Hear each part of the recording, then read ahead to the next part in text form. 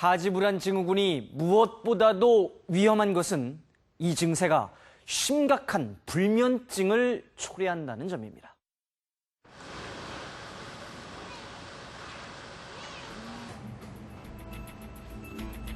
남녀노소 누구나 바깥 활동이 활발한 오후 시간. 조태룡 씨는 벌써 집에 들어와 이부자리를 꺼낸다.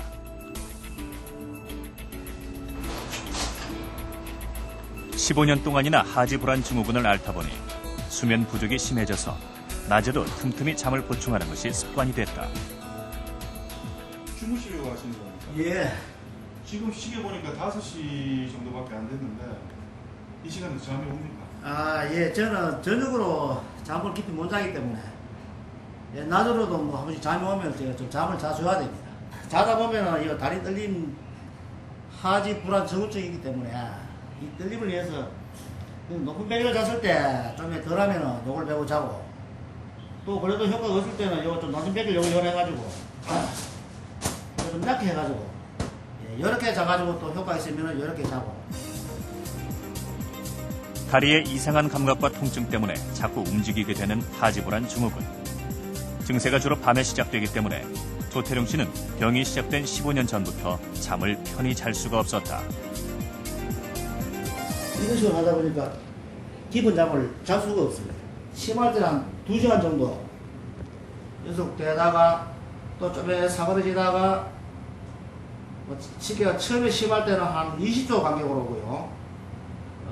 점점 가면서 좀 이제 몸이 좀 좋아질 때는 한 뭐 10분 단위로 20분 단위로 그렇게 하다가 새벽녘에는 좀 덜합니다. 새벽 한 4시쯤 넘어서면 좀 덜해요. 그리고 새벽에 좀 잠을 좀 자는 편이에요. 밤사이 통증과 씨름을 하다 보면 늦은 새벽이 되어서야 겨우 잠이 들고 반대로 한창 활동할 낮 시간에는 극심한 피로와 졸음이 몰려온다. 수면 장애와 낮 시간 피로의 악순환. 하지불안 증후군이 삶을 파괴하는 주범으로 꼽히는 것은 바로 그 때문이다. 특히 이제 밤이 좀 더럽죠. 긴 밤이 낮 같으면 이제 활동도 좀 하고 운동도 하고 또 친구도 만나고 이러면 좋은데 밤에 내 혼자서 뭐 거실에서 뒤척뒤척 해야 되니까 그 순간이 좀 많이 힘이 들지요. 조태룡 씨의 수면 장애는 어느 정도로 심각한 것일까? 신경과 수면 클리닉에서 수면 다원 검사를 실시했다. 검사 결과 조태룡 씨는 하지불안 증후군과 함께 수면 중에 무의식적으로 다리를 움직이는 주기적 사지 운동증도 나타났다. 수면 다원 검사는 이제 하지불안 증후군의 한 70 내지 80%의 환자들이 밤에 잠을 자는 동안에 다리를 떠는 그 주기적 다리 떨림증을 동반하는데요. 그런 것을 진단하기 위해서 하고 또 얼마나 자주 다리를 떨고 수면이 얼마나 방해를 받는지 또 다른 신체 기능들이 어떤 영향을 받는지를 알아보기 위해서 수면다원 검사를 시행합니다. 밤 11시를 넘겨 평소보다 쉽게 잠이 든 조태룡 씨. 그러나 얼마 지나지 않아 잠에서 깬다. 다리의 이상한 감각과 통증 때문이다. 여기 보시면은 이 밤에 불을 끄고 주무신 그 양상인데 불을 끄시면 바로 수면에 들어가지만 주무시다가 보시면은 이렇게 다리를 움직이는 게 자주 나타납니다. 우리 평소에 이렇게 다리 갔다 갔다 움직이시는 거 있지 않습니까? 그죠? 다리가 떨리는 현상과 코를 골고 무호흡이 있는 이런 현상 때문에 수면 중에서 자꾸 잠이 깨게 되는 거죠.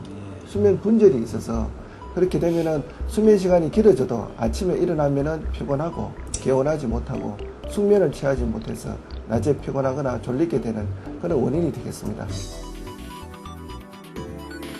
하지불안 증후군은 통증 자체도 문제지만 더 심각한 문제는 불면증과 같은 수면 장애를 일으키는 것이다.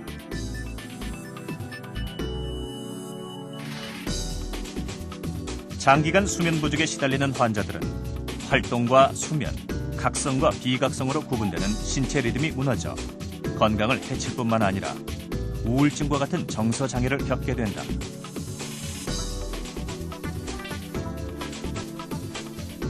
또한 하지불안 증후군 환자는 관상동맥 질환이나 심혈관 질환이 생길 확률이 정상인에 비해 2배 이상 높은 것으로 알려졌다. 하지불안 증후군이 심해지면 밤에 깊은 잠을 못 자고 또 밤을 거의 새게 되는 일이 발생함으로써 불면증을 일으키게 되는데, 우리가 잠을 자게 되면 그 자율신경계가 안정화됨으로써 심장도 휴식을 취하는 시간을 갖게 되는데요. 이렇게 잠을 못 자면 교감신경이 항진돼서 심장에 무리를 줄 수 있습니다. 이런 것들이 장시간 동안 노출되면 심장에 심각한 무리를 초래함으로써 심근경색증이나 부정맥이나 이런 등의 심장 질환을 유발할 수 있을 것으로 생각되어집니다. 하지불안 증후군으로 인한 수면 부족은 기본적인 인지 기능, 즉 기억력과 주의력에도 영향을 미친다. 하지불안 증후군 중증인 한 환자는 시각적 기억 능력이 하위 30%에 불과했다.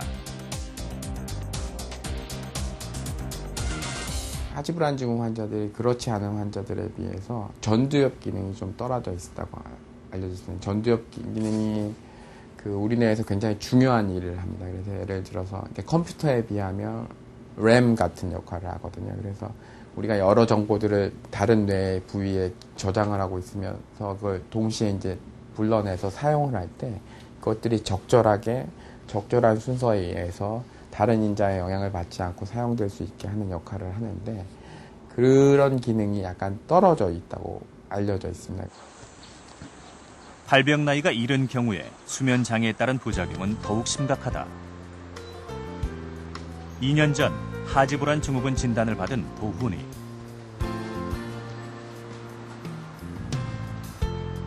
아이가 다리에 이상 증세를 호소한 건 4살 때부터였다.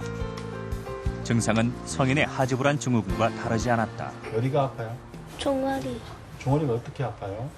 쑤시면서 아파요. 종아리 어디가 그렇게 많이 아파요? 종아리 뒷부분이요. 종아리 뒷부분이 네. 자주 아파요? 자주는 아니에요. 그 종아리 아픈 게 하루 중 어느 때가 많이 아파요? 오후나 저녁이요. 오후나 저녁. 네. 많이 아프면은 도훈이는 어떻게 해요? 이렇게 주물러줘요, 손을.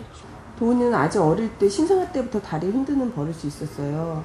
그래서 다리를 꼭 흔들다가 다리가 멈추면 얘가 잠이 들은 거거든요.